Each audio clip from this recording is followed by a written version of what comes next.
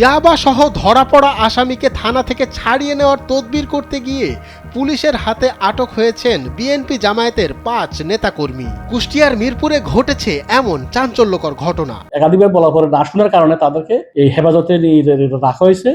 কেন তারা মাদক ধরার পরও তারা তদবির করতেছে, নিশ্চয় তারাও এই মাদক ব্যবসার সাথে জড়িত। ৯ মে রাতে মিরপুর থানায় এ ঘটনা ঘটে। আটককৃতরা হলেন মিরপুর উপজেলা সদরপুর ইউনিয়নের ৬ নম্বর ওয়ার্ডের ইউপি সদস্য ও বিএনপি কর্মী এনামুল হক এবং একই ইউনিয়নের জামায়াত সমর্থক হিসেবে পরিচিত সুজন আলী, আলাউদ্দিন, শফিকুল ও সাইদুর।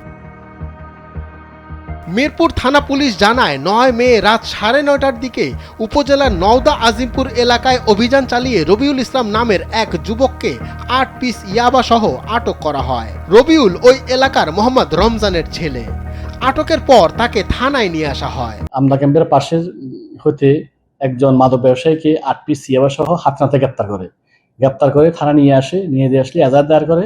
এজাহার দায়ের করার ফলে রাত 10:30টার সময় স্থানীয় বিএনপির নেতা এনামুল হক মেম্বার, ৬ নং ওয়ার্ডের সদরপুর ইউনিয়ন মেম্বার এবং স্থানীয় জামায়াতের নেতা সুজন আলী, আলাউদ্দিন, শফিকুল ইসলাম, সাইদুল ইসলাম সহ থানায় এসে তদবির করে মাদক ব্যবসা ছেড়ে দেওয়ার জন্য। পুলিশ সূত্রে জানা যায় রবিউলকে আটকের খবর পেয়ে রাত 10টার দিকে ইউপি সদস্য এনামুল হকের নেতৃত্বে একদল ব্যক্তি থানায় হাজির হন। তারা রবিউলকে ছেড়ে দেওয়ার জন্য পুলিশকে চাপ দিতে থাকেন এবং বারবার তদবির করতে থাকেন।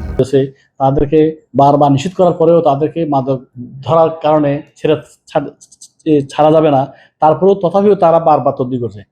তাদেরকে একাধিকবার বলার পরে না শোনার কারণে তাদেরকে আমি এই হেফাজতে রাখা হয়েছে। কেন তারা মাদক ধরার পরও তারা তদবির করতেছে, নিশ্চয় তারাও এই মাদক ব্যবসার সাথে জড়িত অথবা তাদেরকে এই উৎসাহ দেয় মাদক ব্যবসা করার জন্য। এই জন্য তাদেরকে আমি হেফাজতে রাখছি।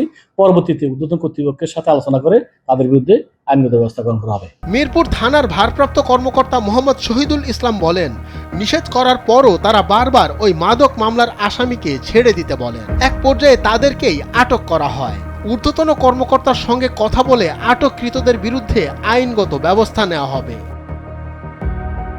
কুষ্টিয়া থেকে প্রতিনিধি হারুনুর রশিদের পাঠানো তথ্যচিত্রে ডেস্ক রিপোর্ট, সময়ের আলো।